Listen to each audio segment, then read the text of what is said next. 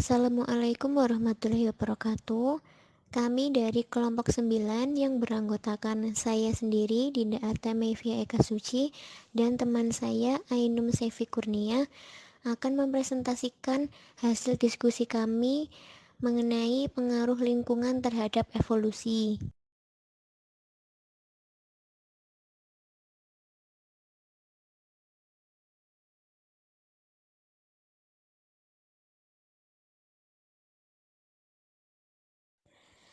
Pengaruh lingkungan terhadap evolusi itu salah satu contohnya adalah konsep koevolusi. Nah, koevolusi ini merupakan tipe adaptasi yang khas karena adanya hubungan antar jenis atau interspesifik dari makhluk hidup. Syarat terjadinya koevolusi yaitu adanya pola-pola hubungan antar spesies yang satu dengan spesies lainnya di dalam suatu komunitas. Nah, dari hubungan tadi akan memunculkan tipe-tipe adaptasi.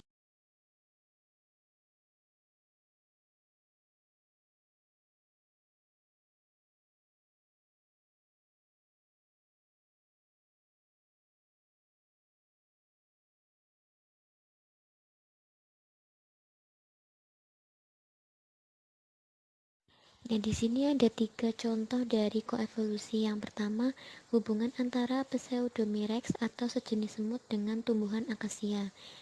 Nah, hubungan yang terjadi di antara dua organisme tersebut itu menyebabkan evolusi struktur dan perilaku yang khusus. Nah, hubungannya itu semut melindungi pohon akasia dari hewan herbivora, sedangkan tumbuhan akasia itu dapat digunakan sebagai tempat berlindungnya semut dan sumber makanan bagi semut. Lalu contoh yang kedua yaitu hubungan antara populasi tumbuhan Passiflora dengan serangga kupu-kupu Heliconichus. Sebagai perlindungan diri dari lava daun muda dan tunas tumbuhan, Passiflora ini akan menghasilkan zat racun di mana larva Heliconichus dapat menoleransi zat racun dengan memecah enzimnya. Adaptasi baliknya, Passiflora akan memberi makan serangga dan memberi tempat untuk kupu-kupu Heliconichus bertelur. Kemudian contoh dari koevolusi yang ketiga yaitu daerah di sekitar Merapi. Dalam jangka waktu tertentu, materi vulkanik itu dapat menyebabkan tanah menjadi subur, yang dari hal tersebut dapat menguntungkan bagi pertumbuhan tanaman terutama sayur-sayuran. Nah, tumbuhan yang dapat tumbuh akan membuat hewan-hewan yang di sekitarnya dapat berkembang dengan baik.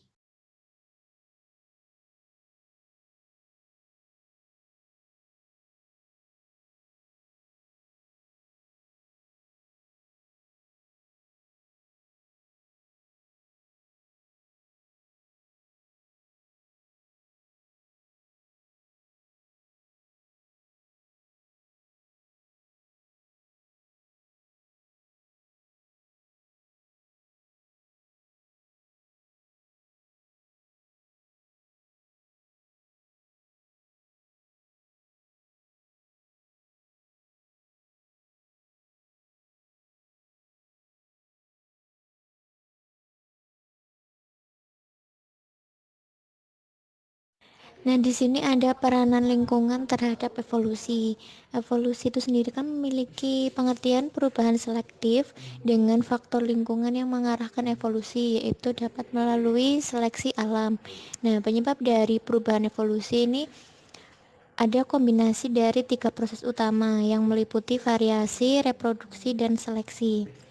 Nah, lingkungan itu kan memiliki peranan yang besar sebagai pemicu terjadinya evolusi. Dalam hal ini, lingkungan menjadi agen penyeleksi dalam suatu populasi atau menghasilkan evolusi adaptif.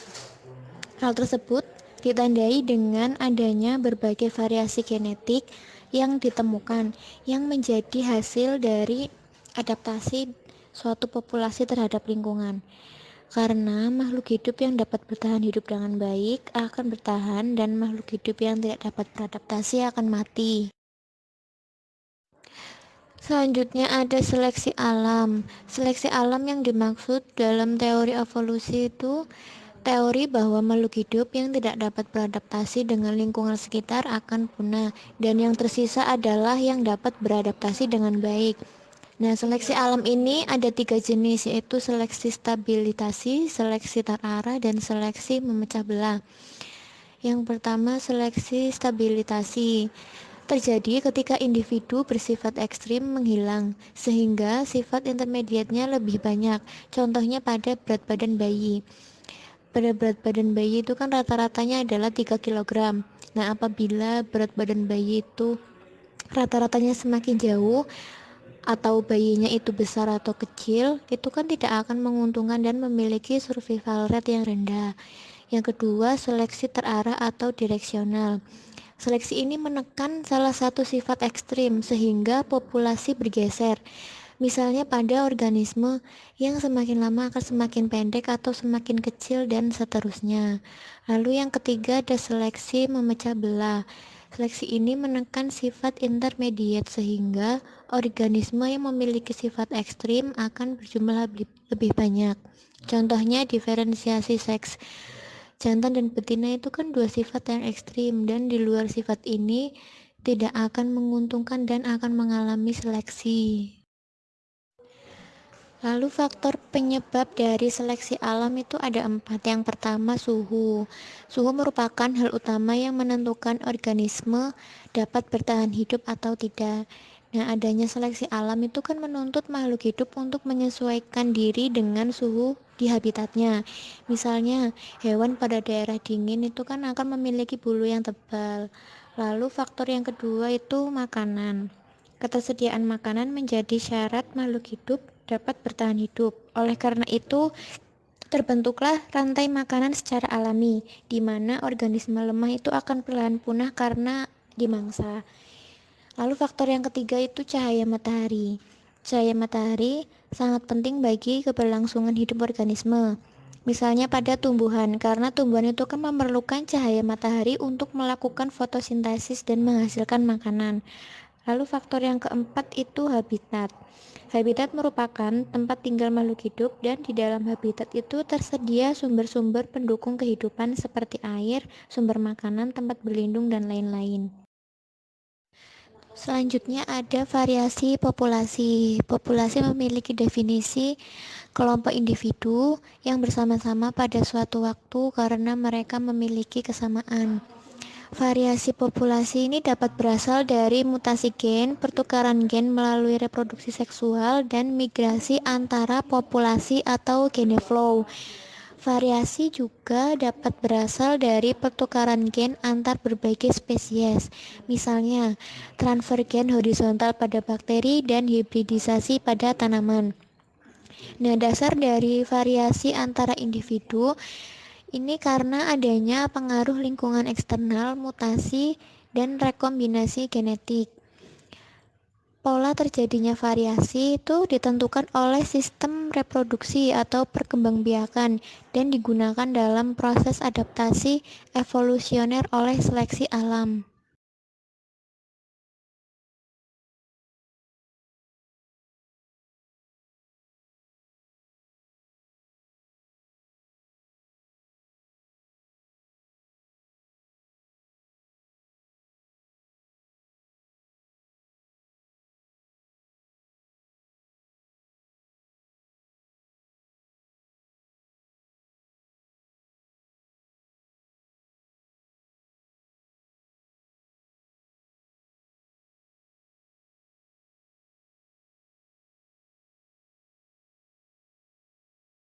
Lalu ada suksesi ekologis. Suksesi ekologis merupakan proses perubahan dalam struktur spesies dan proses komunitas yang berjalan dengan waktu. Nah, definisi dari proses komunitas itu merupakan proses yang terjadi selama perjalanan sampai pada saat keadaan ekosistem terakhir saat ini. Proses tersebut dapat dibedakan menjadi dua, yaitu yang pertama suksesi otogenik dan yang kedua suksesi alogenik. Suksesi otogenik yaitu jika terjadi suksesional yang ditentukan terutama oleh koaksi internal. Lalu yang kedua, suksesi alogenik, yaitu jika kekuatan luar atau misalnya badai dan api secara reguler mempengaruhi atau mengontrol perubahan. Dan berdasarkan keadaan awal tempat berlangsungnya suksesi, suksesi ini dapat dibagi menjadi dua, yaitu suksesi primer dan suksesi sekunder. Suksesi primer merupakan suksesi yang berlangsung pada substrat yang sebelumnya tidak dihuni oleh suatu komunitas, misalnya pada arus lava. Lalu yang kedua, suksesi sekunder merupakan suksesi yang berlangsung pada tempat yang sebelumnya pernah dihuni oleh suatu komunitas, misalnya pada hutan tebangan dan perladangan berpindah.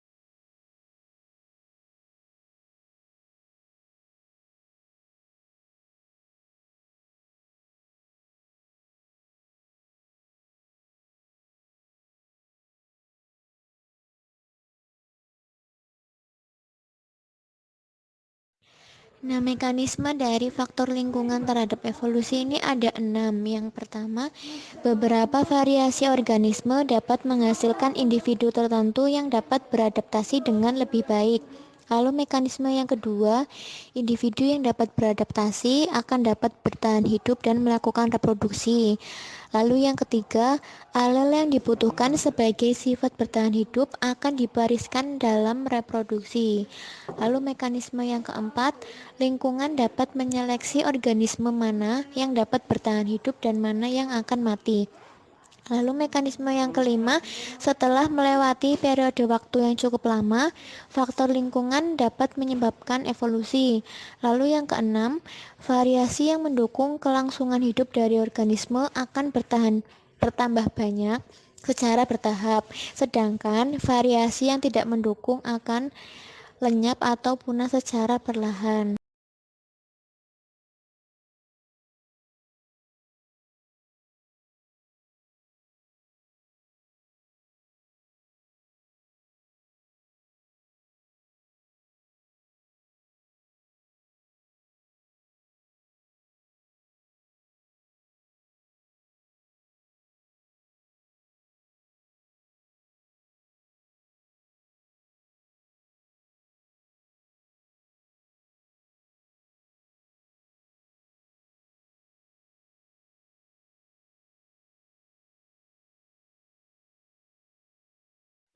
Berdasarkan pemaparan tadi, dapat disimpulkan bahwa ada hubungan yang terjadi antara lingkungan dengan evolusi.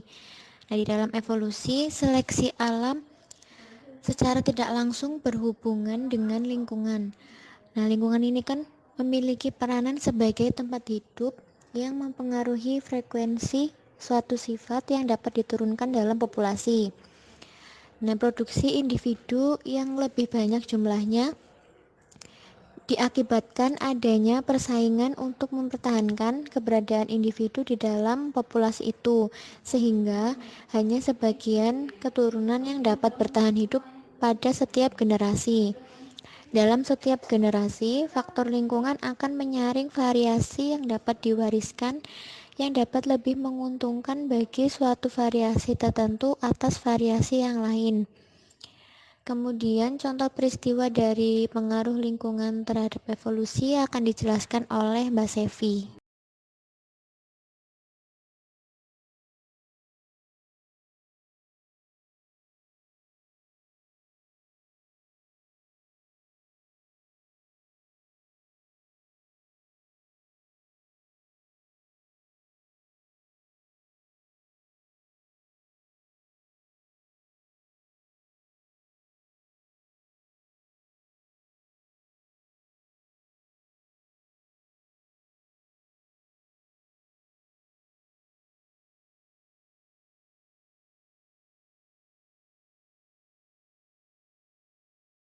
Nah, berikutnya adalah contoh peristiwa pengaruh lingkungan terhadap evolusi. Yang pertama, yaitu evolusi yang terjadi pada jerapah berleher panjang. Pada awalnya, jerapah memiliki leher pendek karena makanannya berupa daun-daun yang tinggi. Maka jerapah berusaha untuk dapat menjangkaunya. Karena dari kebiasaan itulah yang membuat semakin lama leher jerapah semakin panjang dan pada generasi berikutnya akan lebih panjang lagi. Pengaruh yang kedua yaitu evolusi yang terjadi pada burung finch yang dibahas oleh Darwin. Darwin menyebutkan bahwa paruh burung finch Galapagos merupakan hasil adaptasi evolusioner terhadap sumber makanan yang tersedia di alam. Burung finch memiliki paruh yang kuat yang digunakan untuk menghancurkan biji-bijian. Tetapi ketika ada kesempatan untuk memilih, maka mereka akan memilih biji-bijian yang kecil. Namun selama bertahun-tahun lamanya biji-bijian yang kecil yang melimpah di alam, ketika musim kering atau kemarau, maka biji-bijian akan menjadi susah didapat dan jumlahnya sedikit sehingga membuat burung finch mengonsumsi biji-bijian yang besar. Perubahan dalam jumlah ketersediaan makanan tersebut membuat bentuk paruh burung finch berubah karena berhubungan dengan perubahan dalam rata-rata ketebalan atau dimensi dari atas ke bawah. Selanjutnya yang ketiga yaitu revolusi industri yang menyebabkan kupu-kupu piston hitam dapat lebih bertahan hidup dan bereproduksi. Akibat dari revolusi industri dengan latar belakang banyaknya asap dan polusi menyebabkan kupu-kupu piston yang berwarna cerah yang mudah terlihat oleh predator lama-kelamaan akan habis. Berbeda dengan kupu-kupu piston berwarna hitam atau gelap yang dapat beradaptasi dengan lingkungan yang terpolusi sehingga dapat bertahan hidup. Pengaruh evolusi yang keempat yaitu spesies tupai yang baru terbentuk akibat isolasi geografis. Isolasi geografi merupakan suatu batas atau penghalang alam. Suatu populasi yang terpisah dapat mengakibatkan penyebaran spesies, sehingga tidak memungkinkan terjadinya pertukaran gen. Kondisi ini mengakibatkan proses evolusi di dalam populasi berjalan terpisah, sehingga makin lama kedua populasi akan menunjukkan perbedaannya karena masing-masing menjalani proses evolusi dengan caranya sendiri-sendiri. Terbentuknya spesies tupai yang baru karena sekelompok individu terpisah dari anggota spesies lainnya dalam waktu yang lama atau yang panjang, sehingga dapat mengembangkan sifat-sifat tertentu dan alasan lain karena terjadinya pergeseran benua. Sekian presentasi dari kelompok kami. Terima kasih.